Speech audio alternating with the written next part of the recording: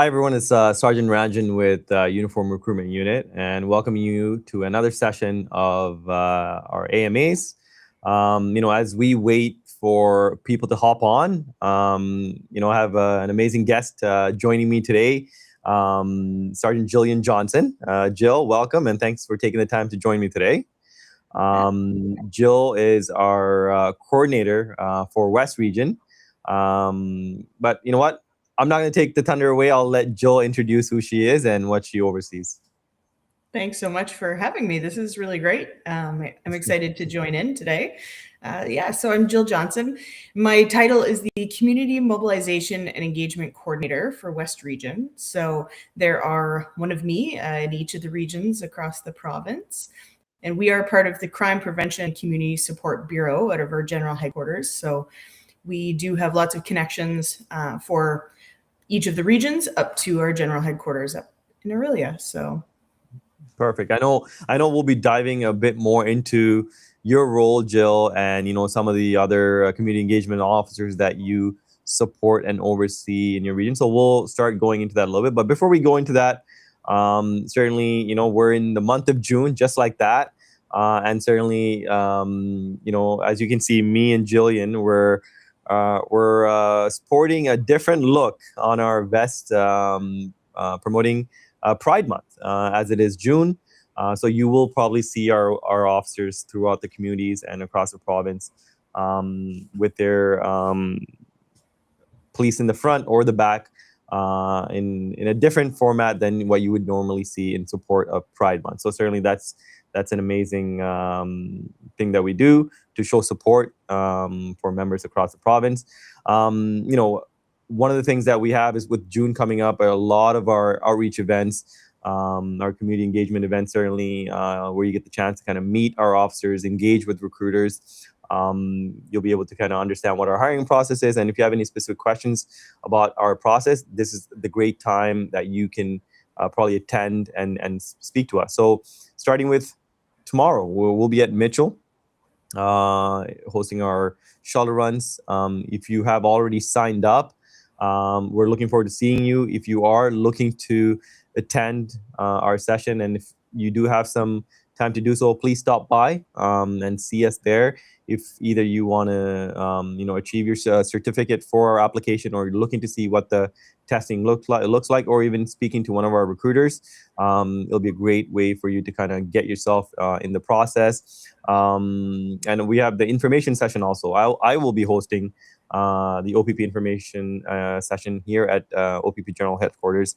Also tomorrow, the session starts at 6 p.m. With registration at 5. So please come on by. Even if you're in the area and you haven't registered, I encourage you to stop by. I really try to cover everything that has to do with the hiring process.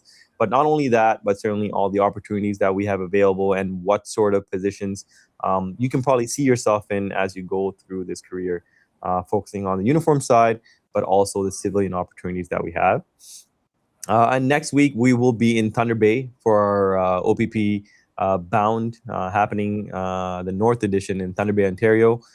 So we have our team members finalizing all the details there, and we will be there in person. So for those of you that are in our process for the Bound, we look forward to seeing you, and certainly all the people that are registered for that event. Please go on opp.ca/events, where you'll be able to see all the events that we have scheduled. And I'm looking at all the ones that it feels like we have more events scheduled for the month than the days that are in the month. So a lot of opportunity for you to take part, participate, engage with us to understand what our process is all about. Again, so as we wait for people to pop on, certainly, Jillian, getting back to your role specifically, maybe we can kind of expand and talk about that, because people always talk about what can they get involved in as a frontline member. And I think the CEO position, the community engagement officer position, I think has a lot of different takeoff points. So maybe you can talk about that because you were a CEO prior to coming into your role right now. That's right. Yeah, I have quite a bit of experience with community engagement. Now, when I was doing the different roles, they had different names, which other people might be familiar with. So we had referred to them as school resource officers. That was one of the positions, the media officer. And then we had what we call sort of the community services officer, CSO. We had community mobilization officer. So there were a bunch of different titles.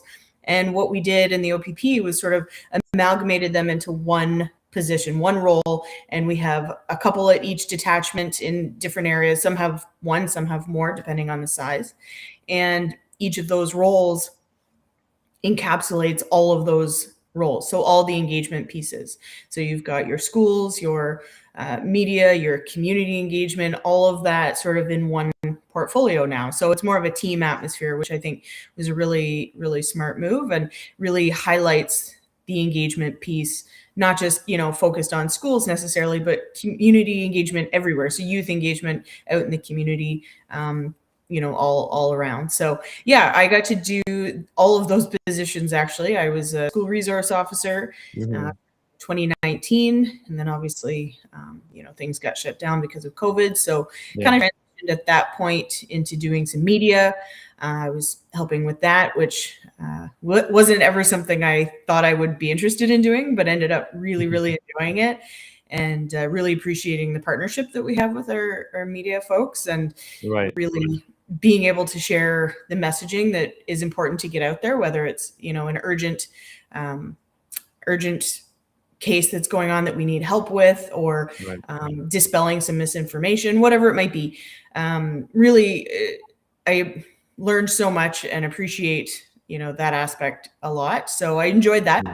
And then I had the opportunity to kind of transition into the community mobilization role, which is sort of where you're identifying some of the issues in the community that create multiple calls for service, repeat calls for service, and what can we do to mobilize our community to bring people together to help kind of eliminate or reduce some of those calls for service, if there's things that we can put in place and get partners involved and try to not solve the problem exactly, but if you know what I mean, try to reduce some of those calls. Yeah, and talking about the media role, so I used to be a media officer in HSD, which is very different from obviously some of the other regions we have. So, I recall, being called out to when we have major incidents on the highways. If there's any sort of closures on the highways, certainly we had to go and speak to it, or extensive investigation. So, how is that different on maybe like the West Region side, Jillian? Like when you would have to go for the media calls, is it pretty similar, or you would do something different, in terms of what's asked of you? Yeah, I mean, sometimes we do have to go to the scenes, depending on what it is, but a lot of the times it's making sure that we're keeping the public up to date on things like road closures. That's really important for people to know, especially the major highways. But using the media for different things, like, hey, yeah, when it's a call for service, letting people know, to avoid the area, or if we're looking for someone who fits a description, that might be something that we're looking for assistance with, or maybe there have been other similar instances happening in that area. So say, there was a break and enter in one spot. Well, maybe 3 or 4 of the neighbors also had their houses broken into, but they hadn't reported it, because sometimes that happens where people don't want to bother us. So getting the information out there, and they say, oh, maybe I should report it. It is really helpful for us, obviously, to know everything that's going on in the communities and be able to, target enforcement or link things together, things like that, to have a full picture. So yeah, it's used in all sorts of different ways. Okay, awesome. And I know we've communicated regularly in like other avenues. We always touch base on things, but I actually don't even know how you started with the OPP, or how it all started for you. So maybe you can kind of tell me that story, because I find it very interesting hearing people's perspective, or what their path was to enter policing, or what motivated them to enter policing. So yeah, kind of tell me about that. I'm really, really curious. Well, thanks for asking. I have a bit of a unique story, because honestly, I hadn't really considered policing as a career before. But what did interest me was forensic science. So that's my background. I went to school. I have a degree in forensic science. And my plan was to get into the forensic identification team. That was kind of what really, I'm very passionate about that. So when I got hired in 2013, that was my goal. And I really very quickly after getting hired, got to do the SOCO course, so the Scenes of Crime Officer position, and got to do some of the more minor crime scenes, break and enters, assaults, things like that. Had some really good luck. Or skill, I guess, whatever, where we were able to identify some people from break and enters and made some good arrests and things like that. It was really good.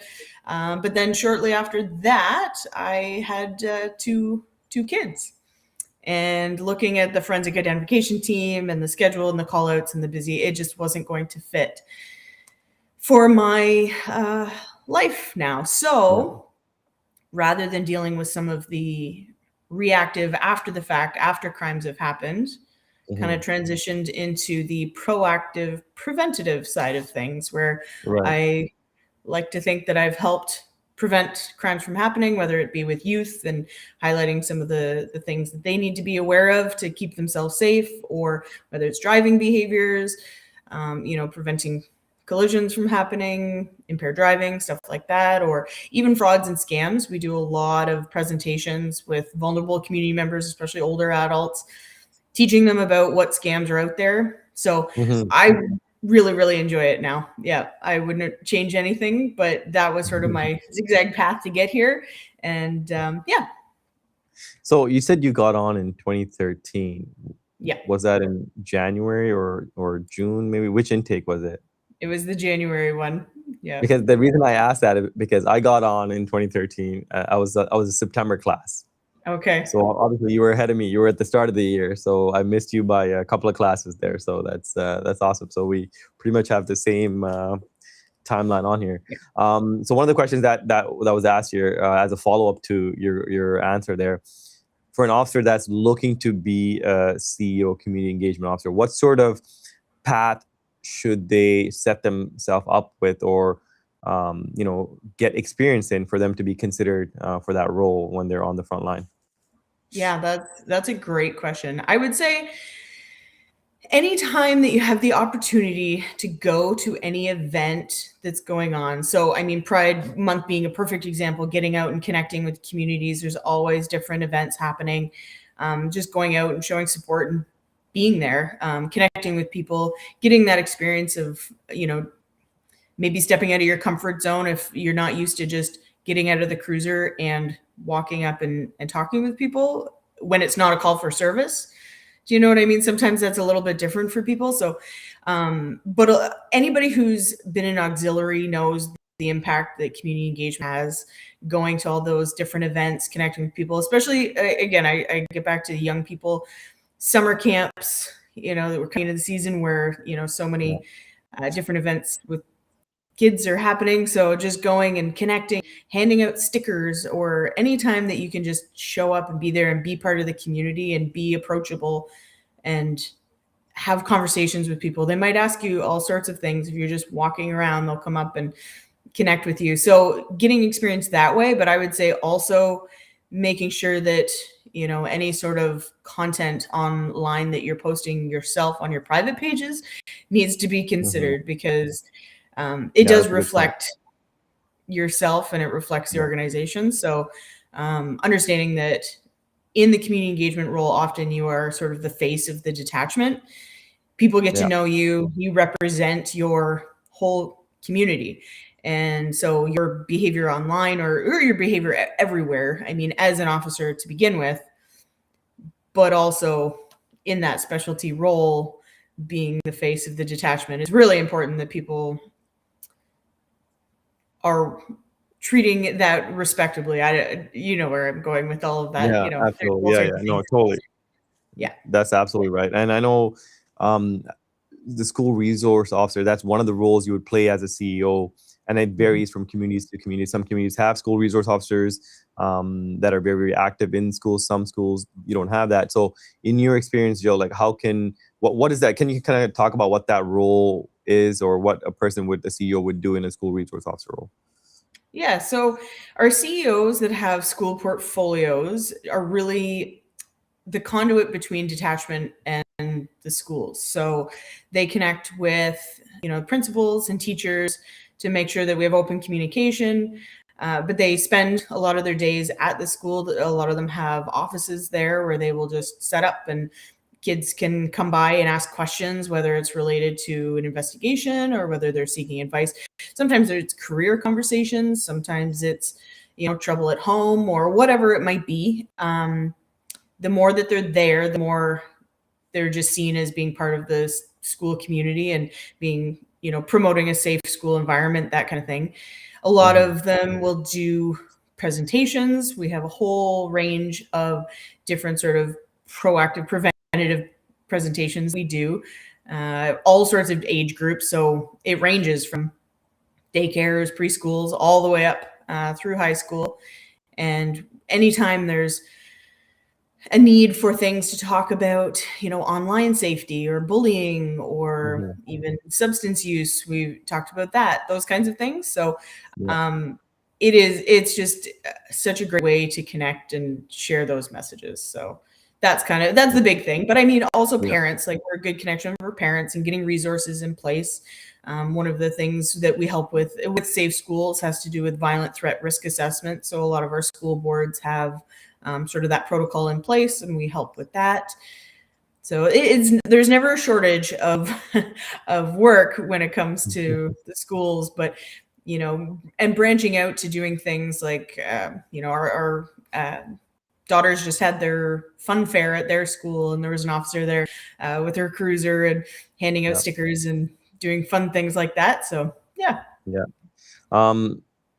Different question here from one of the members. The question is, as a current member of the OPS, when I lateral my pay or pension over, will I still be eligible for my current pay rate to transfer even as a fixed time member of the provincial corrections role? I've heard only full-time members are eligible to do so. So again, totally depends on where you are, if you're full-time or part-time or fixed term. These are things that would be taken into consideration. But certainly I would really, really encourage you to reach out to us to kind of clarify exactly where you are. So I can probably provide you the correct information. Just email us at uniformrecruitment@opp.ca, and that way we can kind of tell you all the avenues of paths that are available to you in terms of, your pension being carried over, and certainly your rate of pay kept consistent. If you are an OPS employee, certainly that is something that we do when you transfer within the OPS system based on where you stand. So please email us. That way we can give you the correct information about exactly how that appears to you. Okay, but thanks for the question though. Question, Joel, a question for you. What is a day in the life of a CEO like at a detachment? What could that look like? Honestly, it's one of those things where every day is different. I mean, most of our jobs are like that, where it's different every day. But there's some administrative stuff, right, where we're trying to plan events, we're responding to requests to be at different places and scheduling things and making sure we do have a lot of sort of tracking when it comes to community engagement events. We make sure that they're on our sort of team calendar, making sure that we have the resources to attend. So at larger fairs or different events, we need to arrange to have auxiliary members there with us. What resources do we need? So we have to make sure that we have, the stickers to hand out and the coloring books to hand out, those kinds of things. So there is some administrative stuff. And then making sure that we're getting out there and going to community meetings. So we do connect with a lot of the community partners because we are, just connected to all sorts of different areas within the community. So I would go to different community meetings with all sorts of things. The Alzheimer's Society would be there, and the Salvation Army, and the food bank, or the municipality. So then they would let us know about what sort of programs are coming up and what's available to people, or even we are part of different things as it relates to youth. So if there's different inclusive, diversity, equity, inclusion groups within the community, we'll go to those meetings. So there's some of that. And then if it is during the school year, often they'll spend time between different high schools or elementary schools, and whatever the requests are. Sometimes it'll be at a church group and we'll go and we'll talk about frauds, but just making sure that we have all the resources available to us to be able to do those things. Yeah. And so there is a lot of planning that comes in, and also making sure that the detachment's aware of things. So if the school is your portfolio, you want to make sure that your detachment knows, what time are the buses arriving and drop off is happening? What are the big traffic, times where we want people there doing school patrols to make sure Mm-hmm. everyone's being safe? What are the lunch hours where maybe the student's driving? Sometimes their driving behavior is not ideal. So for patrols at lunch hour, what is getting people out there and doing those things? Mm-hmm. Yeah, I mean, you just never know where you're going Yeah. to, Yeah. where It just you're goes going back to what you talked about earlier. Like all of our roles, no matter what role you're in, every single day can be very, very different. When you show up for work, you're thinking you might be going to do one thing, and it totally changes on a 360 or 180, depending on where it goes. So no, I totally, totally agree. One of the other questions we just had on the chat was about the OACP requirement. Do we need an OACP certificate to apply to the OPP? So, that's a perfect segue to kind of recap exactly what we look for when it comes to prerequisites or the minimum qualifications that you need to meet, as outlined by the constable selection system. So this is just for the OPP. I know municipal services have different requirements for their constable process, but again, this is just for us if you're looking to apply for the constable position for us. Minimum, you have to be 18 years of age. There's no age cutoff, so there's no age that you have to be to apply in terms of max, but you have to be minimum 18 years of age to apply. You have to be Canadian citizen or permanent resident, and you have to have your Ontario Secondary School Diploma or the OSSD or its equivalent. What do I mean by that is essentially if you have the grade 12 from any province, that makes you eligible. But if you don't have a grade 12 diploma, but you completed a college program or college diploma program or a university degree program, that essentially will be considered as your grade 12 diploma. And for our candidates that were educated outside of Canada, essentially what we would recommend is you go on our website, opp.ca/careers, and then you go through the Government of Canada Education Assessment Resource to get your education assessed for Ontario standards to ensure that you meet the minimum requirement. Okay. When it comes to driving, you need to have your G license with no more than 6 demerit points, right? Certainly anything below 6, eligible to apply. Anything above 6, again, that makes you ineligible to apply. No criminal record, unless you received a pardon for it, right? And certainly we're looking for someone that is a good moral character and of habits in terms of the person that we're looking to hire. Fluency in English, so reading, writing, and speaking. You have to be able to speak exceptionally well in essentially the language of English. If you speak other languages, great, but you should be fluent in English, right? Certified and standard first aid and level C CPR. That is something that's required for you to go through the process. But certainly, if you don't have it at the application stage, you can also apply without it. And once you make it to the end stages, and if you're eligible for a job offer, certainly you can also get it at that point. That's another option that you can utilize. When you go through the process with us, you have to have the ability to pass a medical, psychological, security, and financial assessment checks along with the detailed character investigation, which all takes place during your background investigation stage. One of the other things that we always talk about consistently, being physically and mentally ready to be able to do the position, do the duties of this position. So essentially, we test your fitness when it comes to that. You have to be able to achieve level 7 on the shuttle run. And again, you can do this in various ways. One, you can show up in person at many of our events across the province that we host. You can do the shuttle run even prior to applying. So you're able to get the certificate, the shuttle run certificate, which you can use 30 days. You'll have 30 days after obtaining it to submit your application. Or you can submit your application, and once you hear back from us, you can also submit a virtual video by self-recording yourself and submitting that video for assessment. So there's 2 options that you can utilize. And finally, certainly when you apply, you're able to pick 6 detachments to be considered for your posting location. So that's our minimum requirements that you need to meet. So in an overall way, when I go back to the OACP requirement, we don't require it. we don't require the OACP certificate. You can just directly go to opp.ca/careers and start working on your application by creating a profile for yourself. And then certainly, we ask for a lot of information, so take your time to go through the questions that we're asking you. There's no need to rush through it, and you can always work on it in piece by piece, save it, and come back to it later until you 100% complete the application before you submit it. Okay. I know it's probably very different from me and Jill in terms of when we applied. I was submitting a paper application, so you know what I mean, Jill. I Yep. had a stack of paper that I would go through one by one, make sure I didn't miss anything.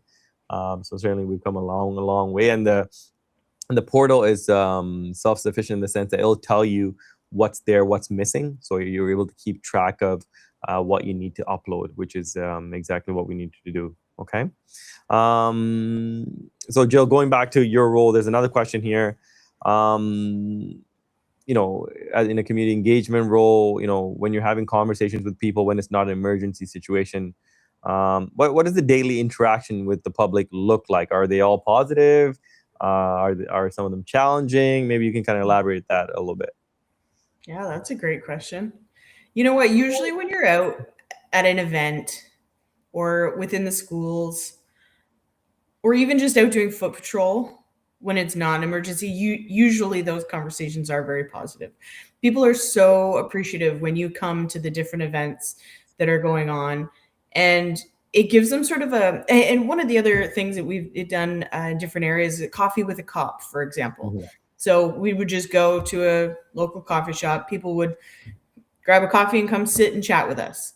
And those conversations would be about anything. So, like I had mentioned, some people might be having problems, at home and need some advice, or having trouble with a neighbor, or they might just want to kind of get to know us. And that's one thing that I did hear a lot, was that people in our communities sometimes feel like they don't get to know the officers as much as they used to. They would be on a first name basis with them because they were around for 30 years working in that community. And smaller communities, you get to know people because you see them all the time. And so that's part of what we try to do when we get out to the different events, is get to know people, and they get to know us and know, what it is that we do and why we do it, which I think is really important for them to understand, that we're not just out giving tickets or charging people. We are part of the community. We want to make sure everybody's staying safe. We want to make sure that, people are informed of all the different ways to stay safe and how to report things. That's another big one.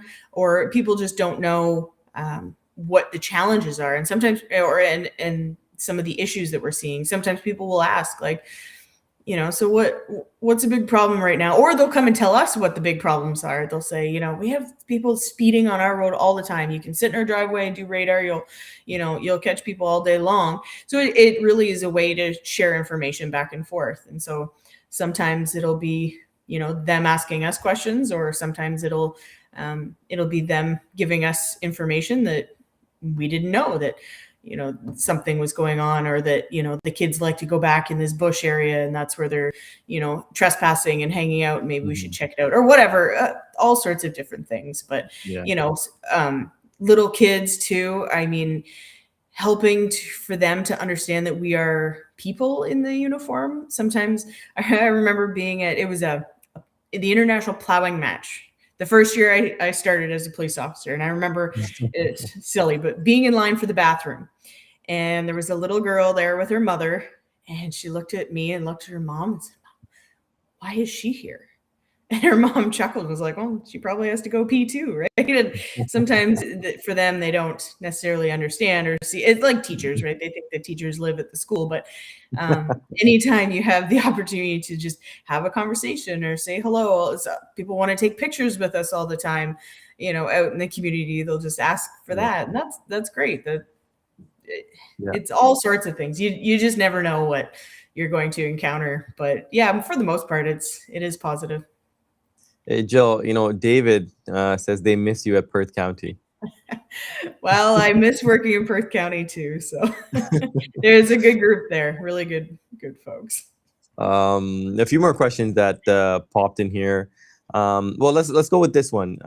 Jill, do you think, I think this is obviously, do you think having children has helped you acclimate to this role? Can I expand on what your thoughts are there on that one?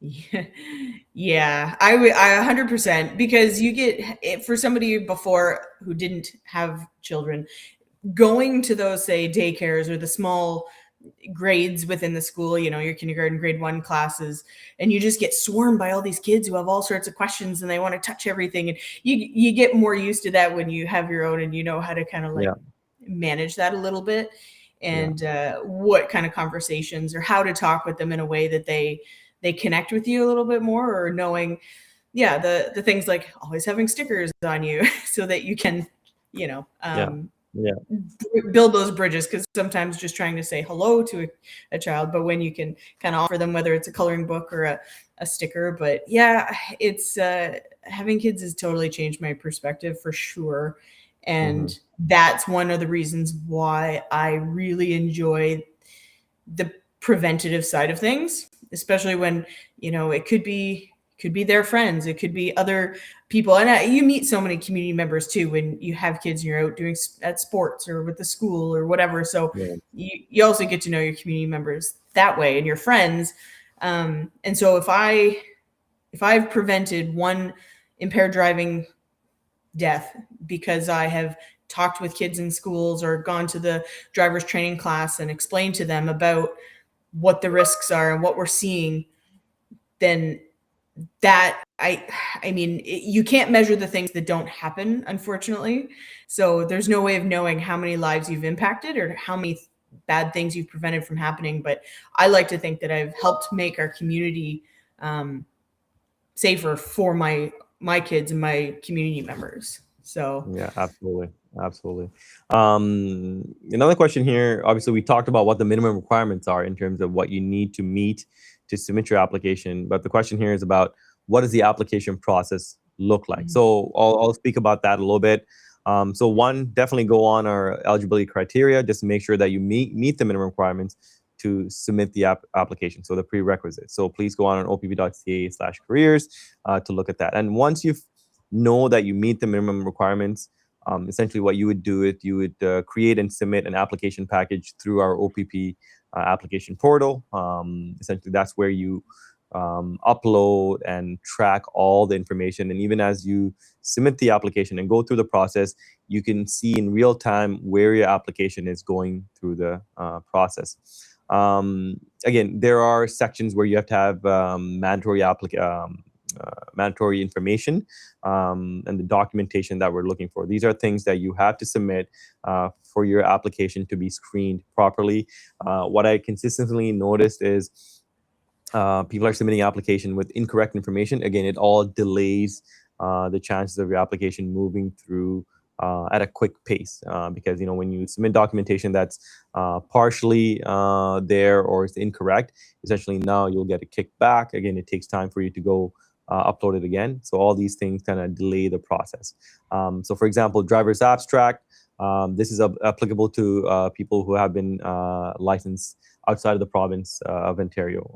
If you have lived in another country, if you had a license there, even if it's just for a day, you had that license, now you have to provide supporting documentation.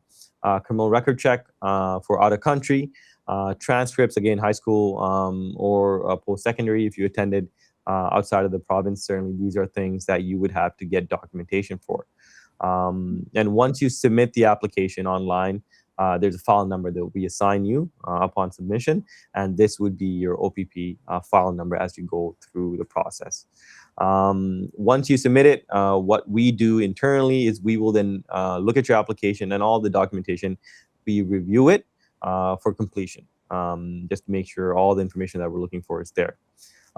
If everything checks out, essentially what will happen is you will be invited to participate in a physical assessment, which is the Ledger 20-meter shuttle run, depending on whether it's in person or whether it's going to be virtually, depending on if you did it prior to submitting your application, you submitted the shuttle run certificate. These are things that would be considered as you go through it. And again, once we determine you're capable of getting level 7 on the shuttle run, now your file will then move on to the pre-screening stage for interview selection. Essentially, people that are successful at the pre-screening stage, you would get a pre-background questionnaire to fill out, and you will also be invited to the local focus interview. And again, in this interview, and I get this question about this all the time. What happens in the interview? What is it that you're looking for in the interview? How can I prepare for it? Again, the applicants are assessed on various areas, and that's where you would go look at the areas of assessment, which is the pie chart that we have, which covers the 10 areas of assessment, which includes background, including work history, education, driving history, fitness level, community involvement, and essentially a motivating factor of why you want to be a provincial constable. So these are things that we would assess you at the interview stage.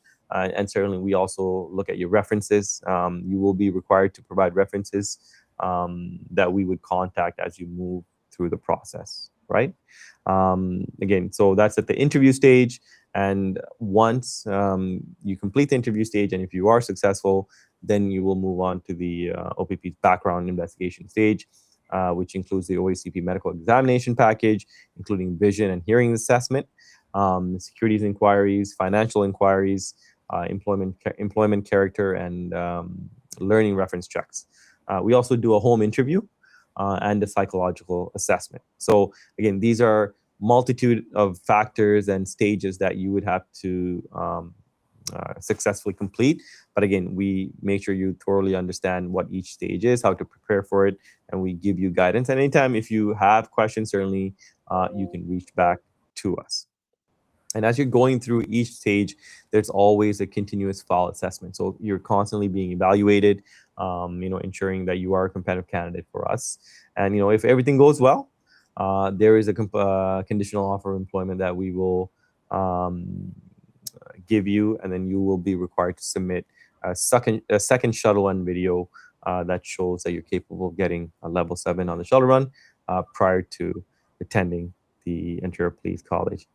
That's a lot, eh, Jill? I'm listening, and it's a great reminder for me because as a recruitment ambassador, because most of our community engagement officers are, that's right.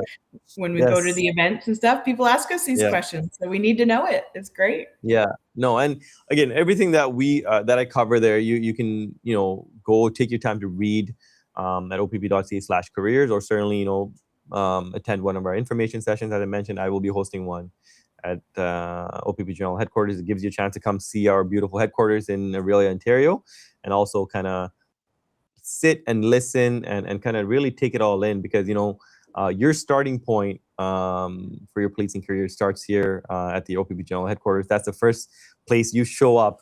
Usually you'll always show up on a Sunday night. You'll walk in. I remember, Jillian, you probably have the same experience. You walk in Sunday night in the evening or so. You go to the general headquarters at the front desk there. You collect your keys for your room. And, I've never been here, especially with that first time when I came, and I was really out of my element. So it was a surreal moment, and I can still picture that time where I was walking through the door there. So each of you will have that sort of a moment. But again, it kind of gives you the chance to kind of see our facility, see our headquarters. You'll be in the auditorium where I usually host the information session. And it's a really enriching experience just to know about our proud history, certainly understanding our process, and having a great conversation where I share a lot of things about what you need to know in considering us as a service that you apply for. So it's a lot of things that I talk about. Getting back to questions here, that are popping in. In your experience, Jillian, like, how long do you think it takes a frontline officer to get into this role to become a community engagement officer or CEO, or in the role that you're in? That's a really good question. Now, I would argue that from day one, all constables are community engagement officers in some capacity or another, because they do have the opportunity to get out and go to different events, and it doesn't all just fall to one person being the CEO at the detachment. But to get into that specific position, I think we do look for some folks with some experience working the road and being familiar with all aspects of being a frontline constable before getting into sort of one of the specialties. But really, it's anybody who shows that motivation to get out there and go to the events and be on social media and be in the videos, doing the media side of things and connecting with youth, all those things, people who are comfortable in speaking in front of crowds, organizing things. So it all kind of depends on what your experience before joining the OPP would be and what you showcase once you start. If you start from the get-go, really showing that motivation to be involved in the community and do the proactive things, still volunteering outside of work hours or during, your shifts, or if your platoon is putting together a, dodgeball tournament at the high school with, some of the kids, are you going to those events and giving back? So just Mhm. it all depends on the person, I would say, but definitely we do hope that they have a good, solid policing background before getting Yeah. into this role. Jillian, people always say, I'm a bit biased because, I'm a recruiter for the OPP. So they always say I'm always promoting the OPP. But there's a question here, Jill, where they ask us, and again, I'll let you go first before I share my thoughts. They want to know, how does OPP differ from municipal services, and what is it about the OPP that makes it more of a desirable organization to work for? So why don't you, maybe I'll let you talk about it from based on all the things that you've experienced, or why you even applied to the OPP. Yeah. How maybe I'm not sure if you had considered other services or if you applied to other services. Maybe kind of take us down that path. I briefly considered it and then changed my mind. So, I mean, it depends. It depends. Like, for me, starting out, I didn't have a family and I was willing to Mhm. move anywhere. Yeah, And knowing at the time my goal was to get into the forensic identification unit, yeah, and that there are different units all over the province. So positions come open in different areas all the time. And that's true with a variety of different specialty units, depending on where you want to go. But to have that flexibility to be able to pretty well move anywhere in the province that yeah, suits you, as you move along in your career, to have that. But when you're with one police service, you're really confined to that one area. So yeah, the flexibility, but then also having the resources that we have is just unbelievable. If you've ever been involved in, an incident where they have to bring in all sorts of different teams to help try to, resolve an incident, it's really incredible how we all come together and the resources we have available to us.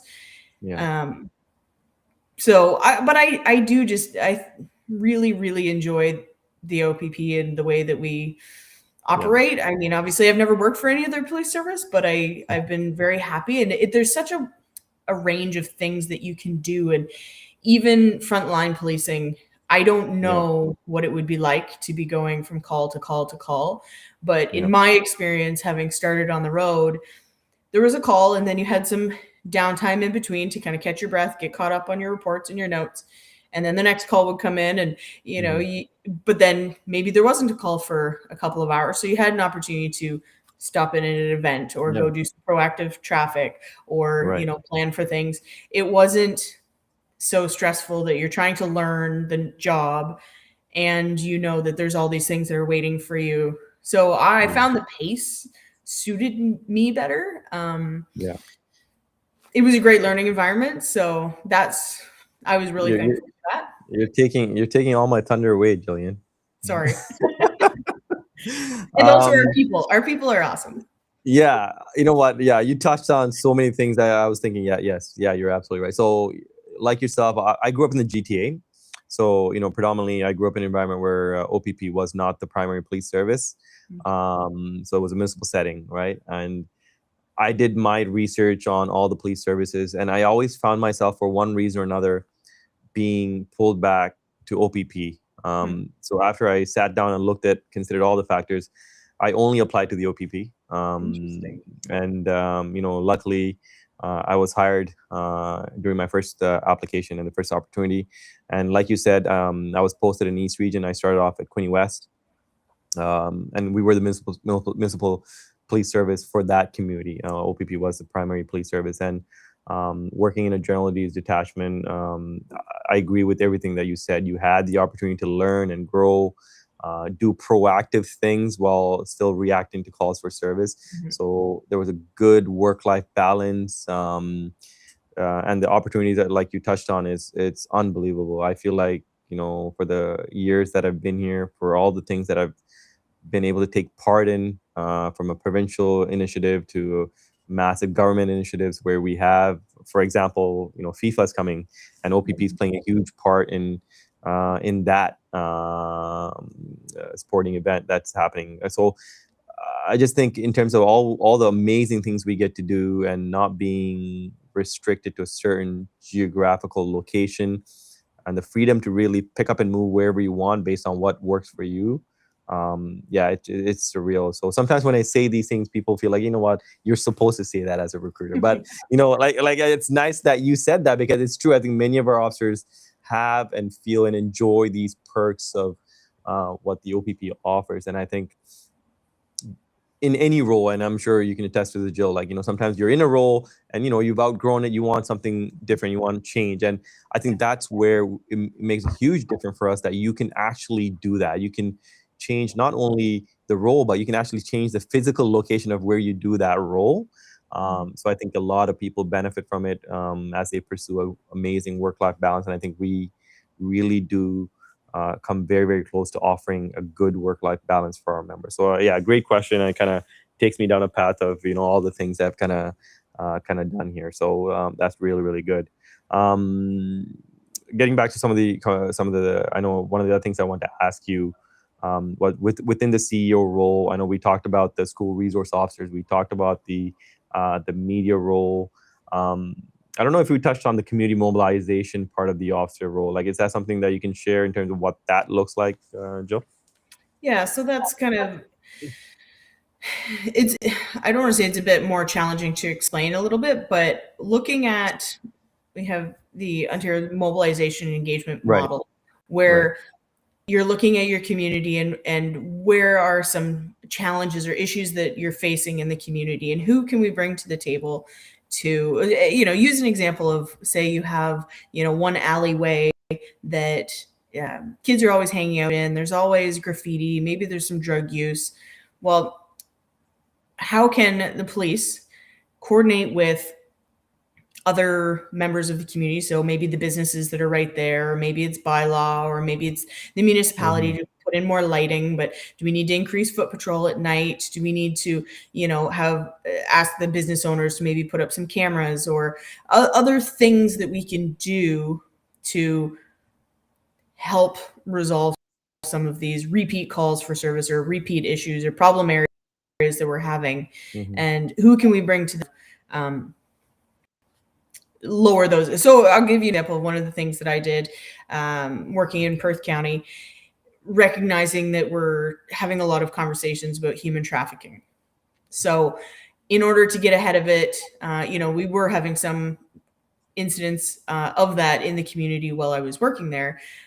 It wasn't a huge problem that we knew of yet, but in order to educate people that this was going on and what it looks like and what the red flags are and what we can do about it, I arranged to have a community information night. So I invited victim services to come out. We had our mobile crisis response team. We had invited Crime Stoppers. We invited the Violence Against Women group. We invited, I think it was United Way there, and just a variety of different tables around the room. But we had two guest speakers. So the first one was actually someone with lived experience. So she spoke about what happened to her. And then from there, it went to an OPP, major crime detective sergeant, where she spoke about the policing side of things, investigations. Actually, no, that one, sorry, I'm thinking of the hate crime presentation that we did. For the human trafficking one, it was one of our anti-human trafficking detective sergeants that was there. And so she spoke from the experience of investigating, and the red flags to look for, and what to do if you suspect human trafficking, those kinds of things. So that night we had 150 people come and learn. And hearing from the crime unit after that, they said that they were getting a lot more calls from the public of things that they suspected could be human trafficking, because now we have all sorts of community members who are more educated and aware of what the problem is, what to look for, and what to do about it. So that was the mobilizing part. So the getting everybody together to help, with this problem in our community. So what we did was we ran the same program again, a second night in a different community within our county, and word spread that it was worthwhile the first time. So this time we actually had 170 people come. And so now we have all sorts of people all around our community that are more aware, and they know who to reach out to for help. They know, what resources are available. And so that's, in my mind, that's a big part of what the community Yeah. mobilization piece is. Yeah. I think working with your community to solve problems instead of police being the resort of all those issues. I think there's many areas where the community and other parties can get involved to provide resolution instead of leaving up to the police in all factors. I guess that's a great way to put it. So, no, thanks for that, Julian. And one of the questions was specifically about our auxiliary program. So I want to touch on that a little bit because, again, we hire for all uniform side of it, certainly constable side, but auxiliary is a huge portion of our role that we all are involved in. And currently, there are 2 sessions that are being hosted at one being in Fergus and another being in Grand Bend, where we're hosting the auxiliary information session. So if you're looking at knowing what that program is, what the minimum requirements are, I would really encourage you to attend if you're in that vicinity, or certainly go on our website, opp.ca/auxiliary, to look into that. And finally, a session I certainly want to promote is our June 18th session, which focuses specifically for our women, female candidates, essentially our shuttle run sessions that are targeted for our female candidate. It gives you an environment where you're able to test yourself from a fitness perspective, speak to our female recruiters. It creates a safe environment for you to come out and really see what our shuttle run session looks like, because many people maybe either haven't tried it out or haven't had the opportunity to do the testing. So this is a great way for you to sign up, but not only from meeting our recruiter, but also other candidates that may be in the same scenario as you in terms of looking to achieve level 7 or working towards that goal of getting level 7 and eventually applying. It creates a sense of community and a sense of partnership where you're able to make those connections. So, if you're thinking about it, please go on our website, sign up for that event, and certainly we will look forward to seeing you there. Jill, as we wrap up, just a few more minutes. I feel like that kind of flew by today. A few more minutes before we wrap up. I think one of the questions that was being asked was, and again, this not only applies to me or Jill, this applies to every single officer that is out there doing the role, which is how do we stay patient when we're dealing with someone on their worst day? Right away I can think about scenarios that have happened to me as I went for calls for service. And sometimes I've gone to calls thinking I'm there to provide assistance, and it totally flips on me and goes in a different route. And I'm sure Jill can probably attest to that too. So maybe Jill, if you want to answer, I'll go with mine there. How you try to stay patient when you're dealing with someone or dealing with somebody that's having a really bad day. Yeah, just understand, trying to be empathetic and understanding that it's just another call for service for you, but for them, it is probably one of the worst days of their lives. Right. And there's always more to it that you don't see, or that you're only getting one snippet of the bigger picture, and just trying to keep yourself calm and do what you can to try to. We're there to help people and try to help solve some of these problems that people are having, and that's whether it's conflict or whatever. That's just kind of our role, and you have to see it as, how can I help this person? What do they need right now? And whether that's just an ear to listen, sometimes that does help people calm down, is just letting them say their piece, and you're listening. And then from there, you can figure out, okay, what do you need? How can we help you from here to make things a little bit better and move forward? And exactly. And I think what I think about is, at the end of the day, we're human too. We're police officers, but we're human too. We have emotions, feelings, and sometimes it's very hard to separate the two when we're at a call for service. But I know as officers, we really try to do that. At the end of the day, I try not to take it personal. I understand someone might be going through a crisis or something very deeper than what they're showing on the outside. So like what you said, Jill, I think going at it with an empathetic lens and approaching it from there, trying to understand what's going on. I always try to give the person the benefit of the doubt, just to see how I can get them to where they need to go in terms of whether it's mentally, emotionally, and sometimes it's not easy. I can tell you, me and Jill can probably share stories. It's not easy, but I think that's where the whole training aspect comes into play. All the scenarios that we go through at the Provincial Academy at Ontario Police College, they really try to emphasize, how you want to approach a situation, how you should rely on support networks, which what Jillian talked about. Sometimes we can't resolve the issues.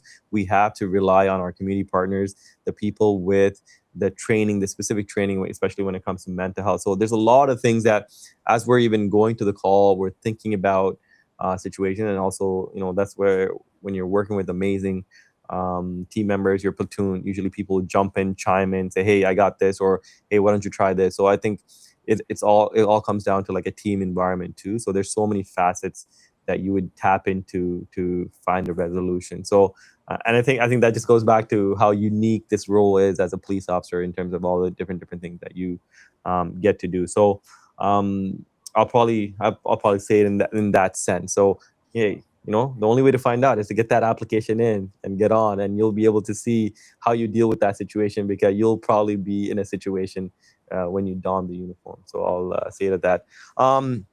Jillian, that's time for us today. So thank you, for taking the time to, hop on, kind of talk about the CEO program, what your role is. Any parting words? I know you're an ARIA with us too, so certainly you have the recruitment lens that you regularly participate in promoting recruitment and participating in events. But any parting words before we wrap up here? Yeah, no, I really appreciate the opportunity to come on and talk about community engagement and the purpose of what it is that we do, and just really highlighting how appreciated the work of the community engagement officers are. And I know our communities love it. When we're posting things on social media and sharing amazing things that our teammates are doing, like it's wonderful to see. And those relationships will last for lifetimes, especially those with young people. They remember the officers that worked in their schools. They remember those connections. And it is a great career. There's so many positive things that you can do, especially when there are negative days. There are really positive days and really positive things and interactions that you can have too. And it's, that's all. Thank you. Yeah. No, that's a great wrap up for us. So, thanks again, Jill, for taking the time to pop on. If you're joining us at our next info session, like the one I'm doing tomorrow, or at the shuttle run session in Mitchell tomorrow, or wherever it is across the province, please go on opp.ca/events. Sign up for the ones that are close to you that you can attend, or if it's at a event that we're hosting virtually. Or even at multitude of events throughout the GTA in the summertime that we will be attending. I'm looking forward to seeing you, and certainly opp.ca/careers is the starting point for anything that you need to know about our process and submission. So we'll see you at the next session. Be safe and speak to you.